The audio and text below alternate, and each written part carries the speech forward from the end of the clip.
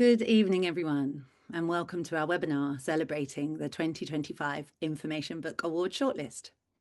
My name is Saira Aspinall. I'm Marketing and Communications Officer at the School Library Association, and I'm standing in this evening for our CEO, Victoria Dilley. She's unfortunately unable to join us as chair. They're big shoes to fill, but I'm sure that we're going to have a really fantastic conversation, delving a little further into our excellent 2025 Information Book Award shortlist and exploring what makes information books so special and why they're an important and sometimes overlooked route into reading for so many children. We're recording the event tonight and it will be released via all SLA channels within about a week. Please do put any questions you might have for our speakers in the chat as we go along. We have quite a full schedule, so we might not get to them, or we might not get to all of them, as I don't want to keep you late, but we can always find another way to get those questions answered if necessary. So when you look at the quality of information titles on our awards shortlist, and indeed the quality of so many of the information books published today, it's hard not to see the exciting opportunity these books afford young readers to engage with the written word. For some children, the things they can relate to are those things that are more real to them than a story might be. And as those children grow, as readers and as people, the more they know about the world we live in, how it works and how to navigate it, the more they can grow their knowledge, their understanding, and their ability to respond to the challenges of life. The value of information books written for children is really that they are written for children. The information inside is accessible and engaging and exciting, and it moves far beyond the traditional textbooks of maybe our childhoods. Whilst lots of research obviously is now done online, books still remain, at least in our opinion, the very best starting point for children to develop their own research and critical thinking skills, given how carefully those books are curated, both by all those incredible people who create them and by the librarians who recommend them and get them into the hands of the children who need them. I'm pleased to say we have some absolutely brilliant guests joining us to share their thoughts and insights this evening. Helen Cleaves is librarian at Ibstock Place School and chair of judges for the Information Book Award. Kimberley Kinloch is an editor at Usborne Publishing and author of Me and My Hair, which is shortlisted for the Information Book Award in the 0 to 7 years category and has also made the shortlist for several other book awards this year. Congratulations, Kim. Rashmi Sirdeshpande is an award-winning children's author who writes a happy mix of fiction and information books. Amazing Asia is shortlisted in the 8 to 12 categories in the IBA. And in the last couple of weeks, it's also earned a Carnegie Medal nomination for its illustrator, Jason Lyon, which is very exciting. And I imagine even more so for Jason. Ben Aldridge is also joining us this evening. Ben is a best-selling author and keynote speaker who writes and speaks about Stoic philosophy, resilience, comfort zones, mental health, and adventure. His book for teens, Seriously Happy, is shortlisted in the 13 to 16 years age category in the Information Book Award. Welcome to all of our speakers. Thank you for joining us this evening. And also thank you to our audience for being here. I'm going to turn to you first, Helen, to talk a little bit more about the value of the Information Book Award and of the judging process. So the judging of this award is a job which sounds just kind of eminently unenviable. From so many superb submissions, you have to whittle them down to a long list and a short list, and then eventually just 3 titles. So 1 winner in each age category and 1 that is the judge's overall winner. It must be difficult. So can you tell us a little bit about what it's all for? From your perspective, what is the purpose and the significance of the Information Book Award? Yeah, well, you're not wrong about what a difficult job it is, but I'm really glad I don't have to do it on my own. So we have a great team of judges to get stuck in and debate the books with. Yeah, so the Information Book Award is now in its 14th year, and it's fantastic to see how it's evolved over that time. And really what we want to do with it is celebrate brilliant information books and raise awareness about what non-fiction books can bring to young people, and also ensure that we're supporting school libraries as well, because these are so often the places where children discover information books. And it's such a great way for young people to build their critical muscle as well, because when they're reviewing the books, decisions about which ones they think should be on the shortlist or the long list, then they're interrogating their own preferences and learning about what they like, and they're learning and also developing their persuasion skills. And also, it's so important. You mentioned how we know that children will go online for information, but there is nothing more satisfying and rewarding than seeing children sat poring over maybe 2 or 3 children, something that they found on the library shelf that's just really appealed to them, and they are just absolutely engrossed. And it just, that just makes my heart sing, and I'm sure that other librarians will recognise that moment. It's like a golden moment. And so it's also developing that curiosity as well. I think sometimes just scanning the different titles on the non-fiction, in a section of the non-fiction, can be quite eye-opening to pupils when they see just the range of different ways that they can maybe tackle a topic, whether it's jellyfish or journalism. There's so many different ways that it can be explored, and also the way in which using non-fiction books and information books is so good for developing their research too, because they see their topic in context as well. So rather than just seeing maybe a web page, they get to immerse themselves into that topic in great depth, and that's so lovely to see how their knowledge can be built through that more immersive experience, rather than what they might get and scanning, looking for quick answers online. Thank you, Helen. I love that idea of building critical muscle. That's such a beautiful kind of image.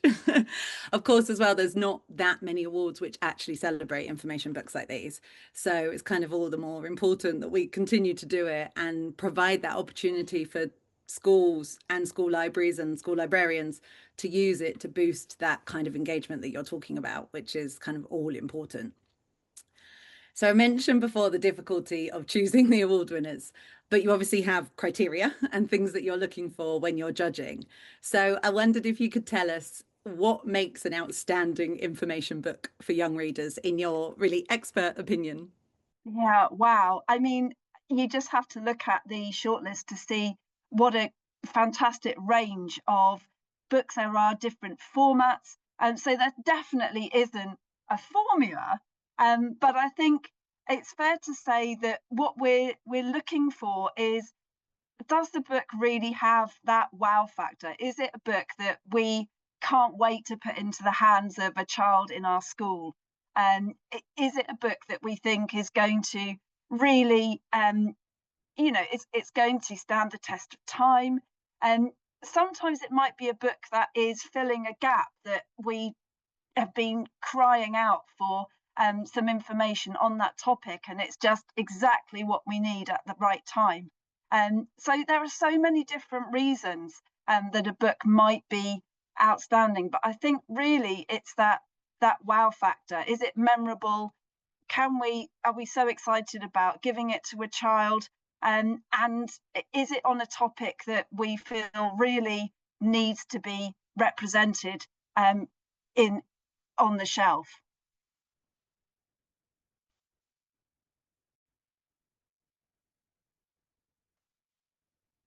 Oh, yeah, Yeah. Sarah's back again. It's so interesting to hear your opinion on this, because it's sort of from both sides of someone who enjoys reading the books as a reader, and then also as an educator and a librarian. So sort of really interesting to see that how far what you think a fantastic book is tallies with what the young people think themselves. And I think the judges of the Information Book Award have quite a good track record of choosing the same books as the children do.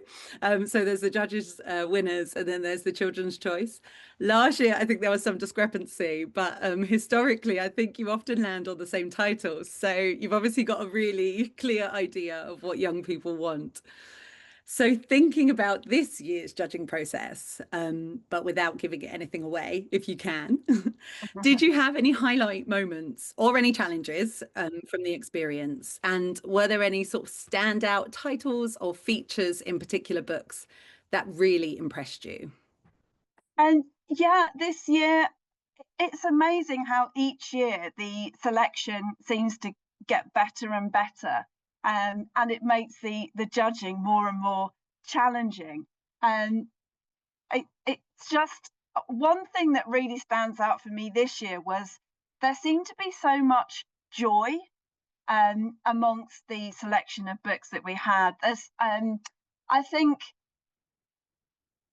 finding books that are going to entertain and engage and are fun is such a great way of getting children to engage with the topics. And I certainly felt that this year there was a lot of joy represented in the books on the shortlist, and I think that was a really nice element to see that coming through more strongly in this year's shortlist. Yeah, absolutely. And the range, of course, I mean, you said from jellyfish to journalism, which I think is the sort of line that we were using, referencing a couple of the titles from the shortlist. But the range was extraordinary. You know, the amount of topics that you could delve into and learn about were you to read that full shortlist was just very, very cool. So thank you so much for sharing a little bit of the insight of what it's like to be a judge. Please stay with us because I've got some other questions for you later. But Kim, I'm going to bring you into the conversation now, if that's okay. And I think, or I hope that we asked you to prepare a short introduction to yourself and to Me and My Hair. So if we could kick off with that, that would be fantastic. Sure. Thank you. So my name is Kim, and I wrote this book, Me and My Hair. I wrote it last summer now, so it feels like a while ago. I'm a mum of two, and I wrote this book primarily for my two daughters, because I grew up in a very white neighborhood, and I was very happy. I had lots of friends, but I always felt very sort of different and not quite the same as my friends. I didn't look like them. We also had the same upbringing, but as I got older, it became a bit more apparent. So yeah, I wrote this book for myself, my daughters, and just for anyone who wasn't quite sure about who they are and where they fit in. Thank you. That's a really beautiful introduction. So I've got loads of questions for you because there's just like so much to cover in this book. I'll do my And best. yeah, that is really like the theme of my first question, because Me and My Hair is, you know, a book for young readers. It's not a huge book. How many pages is it? Do you know off the top of your head? Top of my head, let me just check. It is 32. Yeah, so that's not that many pages, but Yeah. it encompasses so many like topic areas. We've got history, politics, identity, ideology, biology, religion, sociology, sport, PSHE. Literally, the list could go on. So did you deliberately set out to write something that was completely kind of cross-curricular, or did the breadth of the topic and the sort of amount of information there was about hair really surprise you when you started researching? Yeah, no, I didn't intend for it to be the book it ended up being at all. I very much wanted it just to be an introduction to Afro hair. I always wanted to have a bit of science in there to teach kids about science and like hair follicles and things like that. But then as I was writing with my editor Katie Danes as well, we were exploring things and we had hairstyles like cane rows and stuff. And I said, wouldn't it be nice to talk about the history of cane rows? And then when we did that, we were digging into Black history, we were digging into slavery, and it was opening up lots of different topics. Yeah, so it wasn't my intention, but I'm very glad that it happened. I think it's just where hair, it connects to lots of different things. So we think it's just one thing, a hairstyle maybe, but I think that it has a lot more, excuse the pun, but it has a lot more roots to it. So yeah, I was very pleasantly surprised with the sort of the journey that we went on with that. Yeah. So you never have to excuse a pun when you're talking to me.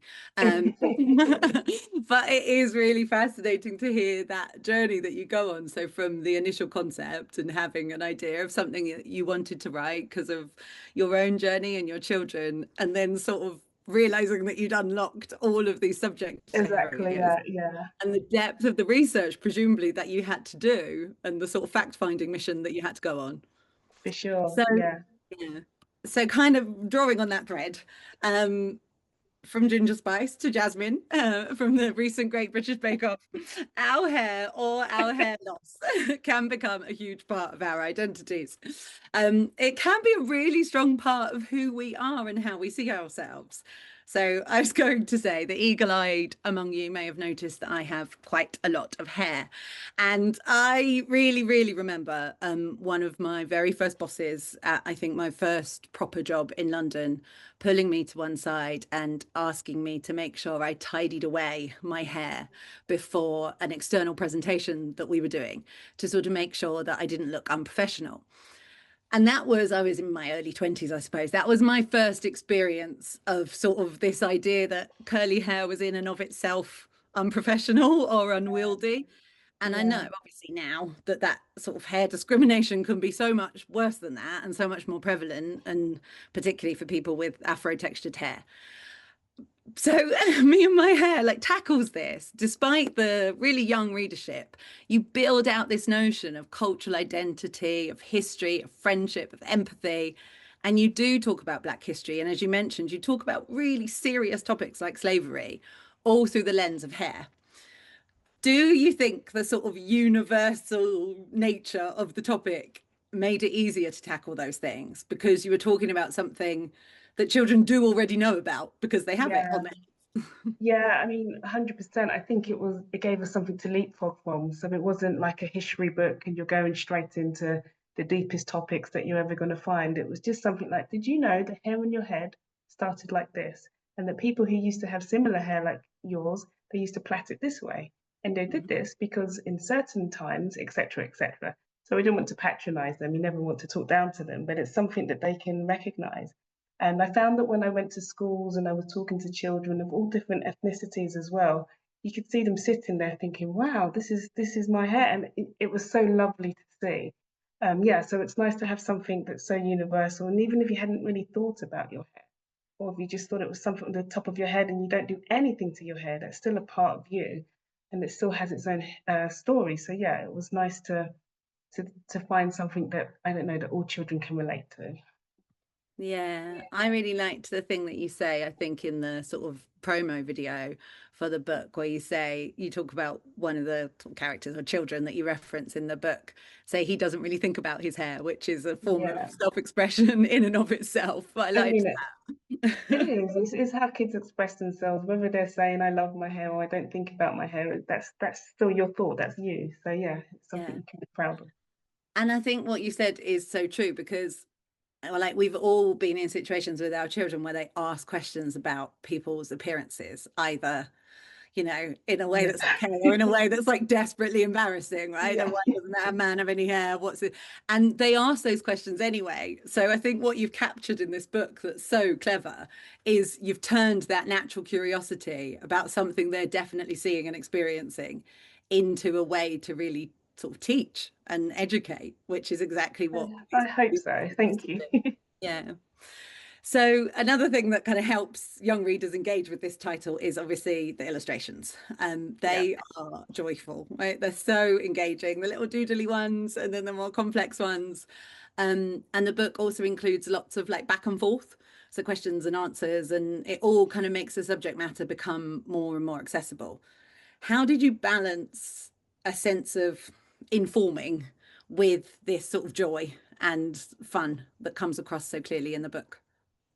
Um, I think we always wanted it to be friendly and conversational and nothing too difficult for children to understand or recognize. So yeah, it was a key thing to get some really beautiful, bold illustrations. It took us a while to find the perfect illustrator, who I deemed a perfect illustrator, because yeah, I think that was important. I also wanted it to be quite accurate. So for children, for again, all ethnicities, to see the hair and think that looks just like my hair. So yeah, it was a hard journey to find the illustrator we wanted, but I was very pleased with the end result. And yeah, I think it's a good way to invite conversation rather than just discussion and topics to learn. It was just it starts those questions that children have, as you mentioned earlier. So yeah, I think it was just a case of finding the right illustrator and just hoping that we could keep that tone happy and conversational, but just like you're talking to a friend rather than, you know, learning lots of facts from your teacher. But there's nothing wrong in that. Yeah, and that dedication to the illustration is so important. Like, we all know the impact of children seeing, you know, book characters or book illustrations of children that look genuinely like them is enormous. So kind of Sure. kudos for you for pursuing that so properly. Thank Helen, you. I was going to draw you back in for a moment because I just wondered if you had an opinion on this, of sort of why it's so important to strike that balance with information books, particularly in our youngest category, which is 0 to 7 years. Yeah, that balance between sort of sharing information, but still having a book that can create that sense of story time, or, you know, being shared with parents or with librarians or teachers. Yeah, What's the magic of that? yeah, absolutely, because it's sort of associated with that sort of cozy, quite often that kind of sort of comforting time, isn't it? And the energy, I think, particularly in this book, the energy of the illustrations, it is so joyful. I think that brings such a positivity to the experience of learning, and the learning is sort of just sort of by the by, but what they'll remember is sharing the book and enjoying being engrossed in the artwork, and the way that the text and the illustrations work together. That's just such a it's you can see in books like Me and My Hair how that can be so effective at engaging and getting a message across, but not in a didactic or a way Yeah, too exactly. serious. Yeah. Yeah, thank you. Does that sound like what you were trying to achieve? Yeah, definitely that, definitely. Thank you, Helen. And finally, Kim, I mean, you touched on this a little bit in your very first introduction, and kind of we've talked a bit, but as they say, some of the very best stories are true. And from what you've said, and also from sort of reading the book, it really feels like there is a biographical aspect to this, and that you're speaking as someone who knows. So I think the answer is yes, you did draw on your own experiences, but how far did you? And also, how did you decide how to sort of process those, or which ones to use and which ones to disregard when you were writing? That's a good question. So yeah, there was definitely a biographical element to this. So I started it, and it was quite a logical thing to start where I began. I went to school, and like I said, I didn't quite fit in with my friends. I was happy, but I didn't quite look like that. And that's where we started the book. And then the questions sort of poured out of me, and so I made them pour out of Kyra. And it was quite interesting because I wrote this with my editor Katie as well, who isn't black, she's white, so she had questions for me, and we would sort of both put in our thoughts in there. In terms of what to keep in and what to keep out, I don't know. I think it was just very natural. It was just talking about things that really hit home. I think I always felt like I didn't have all the answers when I was younger. And I know now that that's okay. But sometimes people would say, "Why is your hair so big like that?" And I didn't know. And so it was sort of like a letter to myself, to my children, but definitely to that child, no matter what you look like, even if it's not about hair, it was just something to give a child that confidence and understanding of who they are, so that they could say, actually, my hair grows like this because it's called Afro hair. And so, yeah, I don't know. I think I wanted to speak to children who didn't quite have all those answers quite yet. That's so lovely. And I think it's summed up as like the knowledge in this book is power, isn't it? You I know, think so, if you yeah. have those answers and that knowledge and those phrases ready when people ask you questions, it makes that question so much less loaded in a way. Yeah, It's like you exactly. say, you can just say because it's Afro hair, you know, that's And the just, children are and just then you at move that on. age, Yeah. yeah, where Yeah. they do ask these questions, and it's just so nice to be able to give them those answers. And I've seen my kids give these answers to their friends as well, and it's just, yeah, it's nice. I feel lucky to have been able to do that. Wow, your children and all the children who've read this book are so lucky that you've done it as well. It's Thank really you. Thank you. phenomenal. Thank you, Kim, so much for those really beautiful answers. No problem. We're going to move on now. We're going to move up to our next category, which is our 8 to 12 years category in the Information Book Award. And representing our shortlist here today is Rashmi. Rashmi is the author of Amazing Asia. Could you introduce yourself and Amazing Asia to us, please? Of course. So I'm Rashmi. I write a mix of things from picture books and poetry to fiction and illustrated nonfiction. And Amazing Asia is, it was a labor of love. And I mean that in the best way. I'm so proud of this book. It's illustrated by Jason Lyon, who has just been nominated for the Carnegie Medal. And I'm so proud of him because I think he's amazing. This book meant a lot to us because it's an encyclopedia of Asia. It's a journey through the past, present, and future of this vast continent. And it meant a lot to us on a personal level because I'm Indian, Jason's Chinese, and we wanted to kind of create a book that people who have a connection with Asia, they would look at that book and feel proud, and people who don't have that connection will look at that book and feel wonder. And so, yeah, that is what Amazing Asia is. It covers all kinds of themes. I'd be here forever if I listed them, but I'm really proud of this book. And rightfully so. It is a vast achievement and just so, so beautiful. I mean, that's what everyone says when they look at it. So I'm going to stick with the illustration for a moment. I promise we'll get onto the content that you created. But Kim was talking there about sort of finding the right illustrator. And obviously Jason was and is the right illustrator for that book. I just wondered what your experience was. Were you involved? Was it a partnership from the beginning? Were you involved in sort of choosing Jason as your illustrator? And I suppose, what was it like when you first saw your words come to life through the design and the illustration of the book? Can you remember when you saw the first finished copy? I can remember. I'm going to take that bit first. I remember feeling that just, wow, wow, he just gets it. And how versatile is this illustrator who can draw everything from wildlife to people from across Asia, really authentically, really with heart and care. Someone who can draw city skylines and natural landscapes, little cultural details, bits of technology, all of that so well. He's astonishingly versatile. So it was amazing seeing this book come to life through his art. And it was a partnership. I mean, because I'm doing so much research around the writing, I would send, a whole bunch of illustrator reference images. But Jason, I mean, he's very skilled. He would make it his own. He would, add Jason to the art. But we worked together in the sense I'd send across as much as I could to help. And our team of fact checkers would look at those reference images and say, yep, this is an accurate description of, this particular part of the book, and that would go to him. It's so fun and just impressive to hear of the work, silly to say, but the work that goes into these, with you and Kim both speaking about that, just incredible dedication to accuracy and authentic representation of the people and places included in your books, which I think is such a huge part of why they resonate with so many people. You said a word just now, and actually you mentioned it in a blog post that you did for me recently, which was wonder.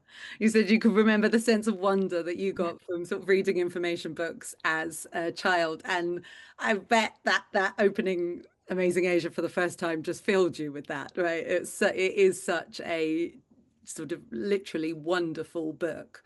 And not just because of the illustrations. So your written content and the scope is also fantastic. You've answered this and it is obvious, but why Asia? It's just such an incredibly rich subject, but what motivated you to try and distill the whole continent into one book? Actually, the publisher brought this to me. So they came to me because they just knew this would be right up my street. They knew I love information books. This is where my love of reading began, really. And they knew that I am wild enough to take a project like this and run with it happily. And I was in my element writing it. We wanted to showcase the entire continent. We wanted to pull out interesting things from everywhere. We wanted that balance across the continent so that anyone would pick up this book and say, there's something in there. you know, from everywhere. I remember going to a school visit and a girl who was from the Philippines said, you know what, I never see my country in a book. And I said, you know what, you will in a book that I'm making right now. And she was so happy that when I went to the staff room for a break, she had told every single teacher in the building that she had come across that the author who's here today, she said she's going to put the Philippines in a book, because it means something to people, you know. Absolutely, like so meaningful. It's representation, isn't it? And it is so important. So did you have a process for deciding what to sort of what facts, what information to put in and what not? Did you have a kind of a yes and no pile, or how did you begin this task? So I started by finding everything I could, right? And then I'm just mining for gold. I'm looking at everything I have and saying, what makes me say, wow, what inspires that sense of wonder, or what is historically really important and significant for this area? But I wanted to be careful to show that balance that I mentioned earlier. So for example, there are places that children today will mainly see in the news as being war-torn areas. And that's actually not fair, because people shouldn't see any place in the world as just being a war-torn area. That is significant to their history, but I would then show them in Amazing Asia in a different light. So we had the beautiful city of Damascus in Syria. So we looked at the history of that. How glorious was this place? The House of Wisdom in Baghdad, because people should see that side of these places that we see in the news in only one light. So that was a consideration. But also that balance across the regions. Wanted something kind of futuristic and high tech from a region, then we wanted something, you know, deep in the history. Let's talk ancient civilizations. If we're talking, it was about that balance, even with nature, just different landscapes, just that richness of the world. And that's true of all of the world. We wanted to show that for Asia too. Yeah, and you've done it, and you've built realities, you know. It's exactly what you said. Instead of sort of using information that might reinforce ideas that particularly children might have about the world, you've conjured all of the places that you speak about in the book in such reality, you know, and that's so important. Helen, I wanted to ask you, there is a huge amount of information in this book, a delightful amount, but the framework of it, I think, organizes the information in a really useful and just brilliant way. So it has all these different sections, which you just sort of referenced there, Rashmi, some of them, like the history spotlight, the people and culture, even the wildlife and landscapes, which I always love. It makes such a vast topic kind of feel more manageable and makes the book more approachable, because you can dip in and say, oh, I always read this bit. How important do you think that book structuring and the actual design of the information sharing is, particularly to young people as they try and navigate information books? No, don't worry, Helen. I think we've lost your connection. Rashmi, did you have an answer to that one? Do you have a sense I of the think organization? the structure of a book, the design of a book is so important, because these are books that children will, as you said, dip in and out of. And I think that's one of the most amazing things about information books, nonfiction books. You can do that. And I mean, I'm ADHD, I'm autistic, and I didn't know this until later in life, but I love dipping in and out of books. Maybe that's why books like this were so accessible for me, because you kind of zoom in on something and something grabs your attention. You're like, oh, wildlife, I want to read about that today. Or, you know what, K-pop.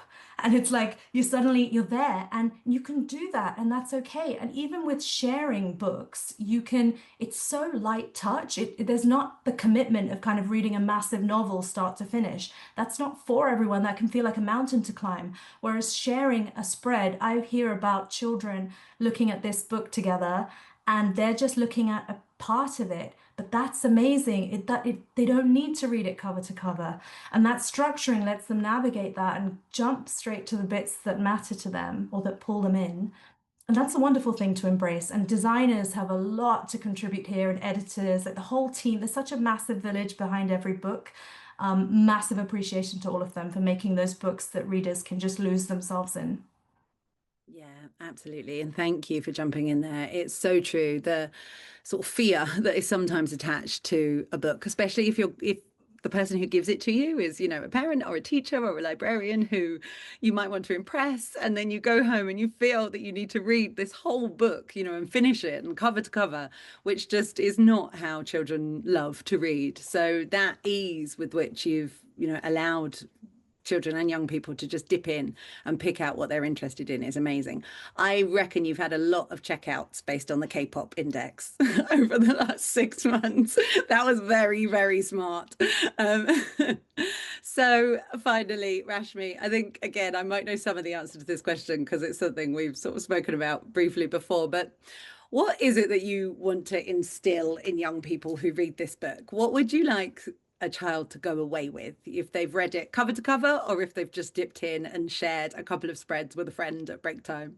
It's got to be the wonder. It has to be the wonder. And I hope that that wonder will lead them to other books, actually, because this is just a starting point. Start with this one, love it, and then say, you know what, I want to read something else.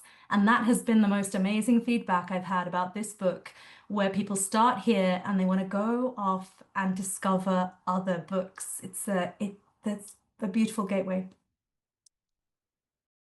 Thank you. Thank you so much. It is, and it's a beautiful book. You should be so proud of it. And I wish you all the best of luck in the awards. Thank you. Ben, I'm going to turn to you now.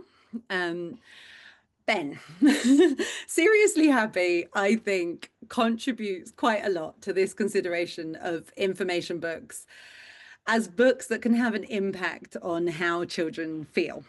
So we've touched on that briefly already today. But the sort of power that books have to help young people navigate their perceptions of themselves comes through, obviously, really strongly when looking at Seriously Happy. Could you introduce the book for us so we all know a little bit more about it? Yeah, of course. Well, thank you so much. So this is Seriously Happy. This is my first book for teenagers, and it's been amazing writing for this age group. It's very different. I normally write for adults, so I had to change quite a lot. And this book focuses on philosophy, very much practical philosophy, ideas that you can use in your life to build character and help you navigate the challenges of day-to-day life. Because life is hard, and I believe that many of the tools that these ancient philosophers would talk about can be incredibly helpful, and they are incredibly practical. So this book is a way for younger minds to connect to this, to learn a little bit about philosophy in a very fun and light-hearted way, and build that curiosity, which I know has been a theme throughout today's session. Building on these ideas, following your curiosity, and learning about something, and then seeing where it takes you. So there's a lot of content in this book, and I really hope, the main thing is just to get teenagers to connect to philosophy and see how useful it is. The practicality is the key thing, really, for me. And it's been a lovely project to work on. It's been so much fun. Thank you for that lovely introduction. I'm going to jump around in my question order slightly because what you've just said really speaks to something that I was going to ask you a little later. So considering your audience and that relatability, I was going to say, really, like lots of my generation, I struggled through Sophie's World as a child and affected a deep appreciation for philosophy as a result of reading it, despite most of it really going over my 10-year-old head, I think.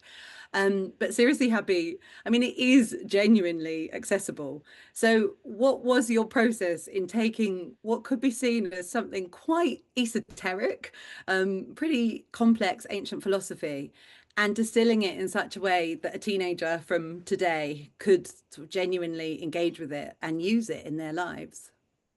Well, I think the thing is, it's trying to find the relatability to what you're facing in life. And ultimately, that's what philosophy can do. It can help us to navigate the ups and downs. So if you can frame a situation that a teenager might have to encounter in life and how philosophy, these ancient ideas, might help you, I think that is really important. And throughout the book, I talk a lot about my personal experiences when I was younger, and also just the things that I've been through in my life. So there's an element of relatability of how I've been using these ancient ideas. And I think there's power in the fact that some of these ideas still work. Well, all of these ideas in the book still work now, even though they're thousands of years old. And I think that is testament to the idea itself. So to be able to share that and to sort of highlight how it can be useful, that's really the thread that I'm trying to communicate, because I just want people to be able to implement these ideas, because there's so much more than just reading a book. There's the power of what that leaves upon you afterwards. What can you do with this information? If you read it and then you might have a nice experience reading it, but how can it actually impact everything you do in your life? How can it help you going forward? So it's just making it relatable. So mining my life for things that I've experienced, especially when I was younger as well, looking at some of my teenage experiences and seeing how the world is very complex and there's a lot of noise at the moment. So just trying to see how you can navigate all of that. And some of these ancient tools are brilliant for this. Yeah, thank you. It's absolutely, I think, the way that you relay the sort of information and the tools in the book in a very first-hand way, and that drawing on your own experiences, it contributes, I don't know, to the feeling that the book is on your side. I think as a reader, it doesn't feel like a tome, you know, that you're being lectured to. It really feels like a tool that is there for you to use. And I think the presentation of the book kind of does a lot to help that as well. It doesn't feel heavy or dense, and it leaves a lot of space, both actual physical space on the page and kind of space metaphorically, I think, for teens to think through some of the ideas that you're introducing and relate them to their own lives, because you give them the examples of how they related to yours. So I think that's really incredibly effective. And I thought that you might want to hear this just tiny piece of feedback that we had from a pupil who took part in the IBA book club, and their teachers sent us some quotes about the different books, and their librarians, of course. And this was a 16-year-old, and she said, "Seriously Happy was both reflective and relatable. It let me think about my life and the situations that I have control of," which I just thought was so lovely. What a kind of empowering message to take away from a book, that, you know, to identify the parts of your life that you do have control of and that you can do something about. That's lovely. So, Well, yeah. thank you for sharing. That's, yeah. No, you're welcome. We've got lots more. I will share them all with you. And then that speaks to something else, I think, which is that we very consciously say information books. This is the Information Book Award. It is not the Nonfiction Book Award. But information books can sometimes conjure the image of a book that is just about sort of learning facts. Now, Seriously Happy seems to me as if it aims to encourage self-awareness and a different way of thinking, rather than increasing your readers' kind of general knowledge. Can you talk about that distinction a little bit? Do you have an opinion on it, and what you hope readers maybe take away from Seriously Happy, which you have mentioned, but if there's anything else you'd like to add? Yeah, of course. I mean, I think the thing is trying to be able to weave in everything so that there is a bit of the greater context. So we have the history, we have a cross section of ideas from all over the place. But then it is taking ideas, and obviously the challenge with this is trying to summarize an entire philosophy in one chapter in a short amount of time. So you can't cover everything. So it's looking at the key things that will cause people to be interested and maybe want to do more research, because it's starting the spark, starting that curiosity. So I think it's very much the practical side of it, because every single one of these philosophies has ideas that you can take away and you can do. And I think every chapter ends with a couple of challenges to go and do and to test it out. And what people can do is readers can go away and test out these ideas, and then they have a personal experience that they can relate back to this philosophy, back to this ancient idea, and it helps to bring it to life. So I think that's really what I hope that we can that readers will take away and actually really test out these ideas. So it's the practicality, really. I think that's where it comes to life, because there's just so much in this space. It's the challenge is to try and cover everything. So you've got to be quite careful. But I think for me, as long as there's that spark of curiosity, then that's where the power lies. Yeah, absolutely. And I love the idea of sort of taking different philosophies and almost trying them on, you know, particularly as a teenager when you are experimenting with your clothes and your personality, and to sort of go, right, today I'm going to be stoic and see how that fits for me. You know, that's just fantastic. I love that. So finishing on a question that I expect you may have been plagued with, but I'm going to dive in anyway, because I think it's a pertinent one. Obviously, Seriously Happy is aimed at teen readers, and it's quite hard to talk about teens nowadays without referencing the sort of digital revolution, the prevalence of digital devices, And actually, I think as well, the prevalence of, you know, influencers, the wellness, the motivational, the sort of self-help influencers who lots of our teenagers are exposed to all of the time. Now, you've taken the content of your book like way, way back to just ancient traditions, wisdoms, and approaches. And I'm wondering if that was something really very deliberate. And is the book, in your mind, any sort of antidote to the challenges of today's world, and perhaps to the way that we consume information or advice about our emotional and mental health? Yeah, of course. I think it is deliberate. I mean, the fact that this philosophy is so old is what I mentioned before. It stood the test of time, and I think the ideas that are powerful have lasted, and I believe they will continue to last. Although we have changed as human beings quite a lot, the overall emotions and everything, there's the primal sense that we have, how we deal with threats and things that scare us, and fear and anxiety and sadness and grief, all these different emotions we've had for thousands of years. The world is very different. The technology is very noisy, and change is upon us, and it's very rapid. So there's a lot going on, but we're still fundamentally, we have these roots with the same humans, and these human themes will ripple throughout history. So I think certain ideas that have stuck with us, I think there's value in exploring them. So that's certainly one of the key things that I hold on to.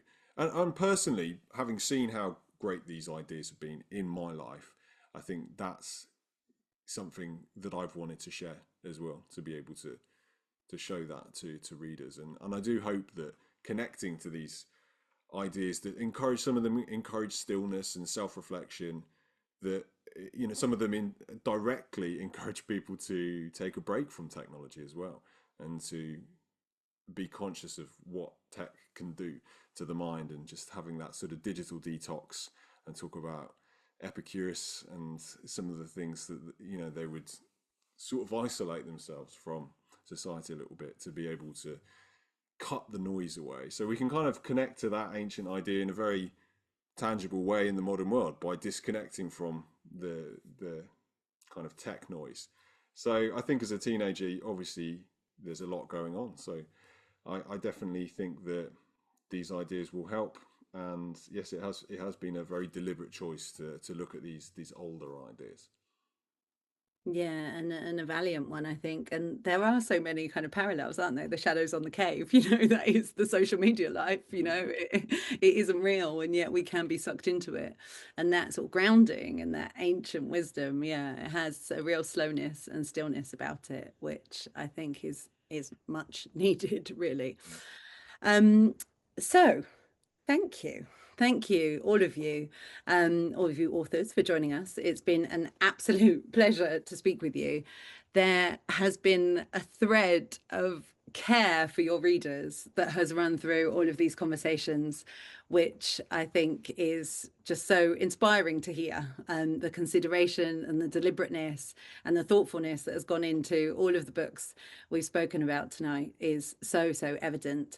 And there are some really lovely comments in the chat from librarians who've used your books in schools and have children hugging them and refusing to give them back at the end of their IBA book club sessions. So I don't know that there is a higher accolade than that. But regardless, I wish you all the very best of luck when the award winners are announced at the end of the month too. You all know what Helen looks like now if you have any grievances after the winners have been announced. We have a very small amount of time yet. So I was just going to ask Becky if you would spotlight the whole panel. I was just going to ask all the authors one final question. Maybe we'll start with you, Kim. We'll go back to the beginning. Just wondered if there was anything you wanted to say about the sort of opportunity that you think your book gives librarians, particularly, who are wanting to engage readers, or if there were any sort of pupils in the class who you might look out for to engage with this book.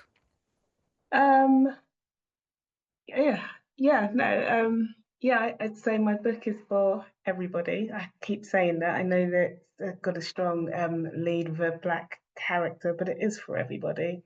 I think it's just a good source of information, something you can dip in and out of. And yeah, I don't know, I'd recommend it, and I hope kids enjoy it. Thank you. I think they are. We've got a lovely comment on the chat here. Verity, who is the lead librarian at our very recently announced Peter Usborne Primary School Library of the Year for 2025. Verity has said that they loved Me and My Hair in their book club. It resonated with some of their learners with afro textured hair like the main character, but she also had a really shy girl in the group who has red hair, because you mentioned in the book that the hair is always called red, but because there isn't always a name for the colour orange. And they all agreed that that was a super cool fact, and the little girl felt much cooler after learning that. So that is just delightful, isn't it? Thank you for sharing that. My pleasure. Rashmi, what do you think the main kind of opportunity that Amazing Asia affords school librarians who are looking maybe to engage those more reluctant readers who haven't found something that they really are passionate about yet? I think it's the idea that this is a book that has something for everyone, right? Whether you like technology and music, or you like animals and wildlife, or you like ancient civilizations, or you want to know about kind of major historical events in modern history, there's something in there for you. You just have to find it. But I think that is true of all of the books on the long list. In fact, let's go back, not just the short list, but the long lists. I think there's just so much richness there. There is something for everyone on these long lists and beyond. Thank you. And actually, what a wonderful kind of metaphor that is for actually just reading in general. You know, that it's finding that thing that interests you. And as you can approach Amazing Asia in that way, then the next step is maybe to approach a bookshelf in that way, you know, and find that one thing that sort of resonates with you and that draws your interest in. And then before you know it, we've made even more readers. Thank you, Rashmi. Ben, is there a particular moment in school or a particular group of, I know obviously you put a kind of reading, you know, an age range on books, but did you have a certain person in mind, I suppose, when you wrote Seriously Happy? Is there a pupil or a student that you think this book is for you? Yes, I mean, generally, I feel like it will resonate with a whole wide range of audiences, but specifically, I found philosophy when I was in a very, very anxious space, and it basically saved me. So, philosophy helped me immensely with my anxiety. And that is something that I know because I talk about my journey with anxiety and discovering philosophy and all the things that it's helped me with. I think it's the students who are struggling with their mental health in particular. I think the way that I talk about mental health and suggest some philosophical ideas to support that and how it transforms my life as well. And I think that is someone who would benefit greatly from this, people who aren't in a great mental space, because it's not necessarily a straightforward recommendation. I think that when I go into schools and talk to teenagers, I start with my story about I was in a very anxious space, started having panic attacks and got into a very dark place, but philosophy saved me. I can see so many people connecting to that anxiety and then knowing exactly what I'm talking about. And so I think anyone who's in a space where they are struggling a little bit will find help with these ideas. And ultimately, that's really the key person that I would love to be able to help. Someone who's not in a great place picks up this book and actually learns something that can help get them out of that space. That's, to me, the most powerful part of it, other than the just general people wanting to get into philosophy. But I think, you know, I can see that, and when I talk to students as well, that's what I would love to get it into those people's hands. Thank you, Ben. You've put kind of so much of yourself into the book. It really shines through every time you speak. We hear more and more and talk more and more about the library as a place that students go to for a sense of calm, for support, you know, for their mental well-being, their social well-being. And it's really kind of reassuring, I suppose, to know that the resources exist in book form to support the use of the library as that sort of space as well, you know, and that actually it's so important that those shelves do have books like Seriously Happy on them so that students can access them if and when they need them. So thank you. Helen, do we think your connection is stable? If it is, I was going to ask you one final question. Let's give it a go. Let's give it a go. So we've been talking and talking, but the crucial question, I suppose, is how can information books be used as this gateway for the all-important reading for pleasure? Can you leave us with a kind of final tip? We've got a couple of minutes. So what are your takeaways on that?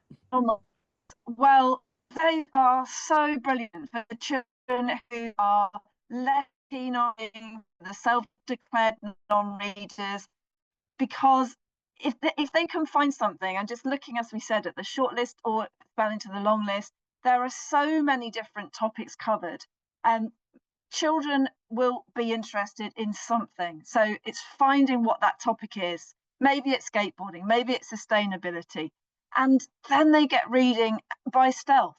So they get gripped. We've talked about the wonderful artwork, we've talked about the illustrations, we've talked about the way in which these books that we've been talking about today, that's taken so much care with how the information is presented, the design, to really get children excited and interested and gripped. And when they've got a book like that in front of them, they don't really realize they're reading. That's what's so magical about it. And I think the other thing about interest books, information books, that I really love is how they can be sociable as well. It's so lovely when you see children sharing a book and getting excited and sort of riffing off each other about what they found and highlighting and pointing and showing each other the things that they're interested in, because that just helps to build that, nurture that curiosity, and hopefully that will lead to other things. And as we've talked about, they don't have to be read from cover to cover.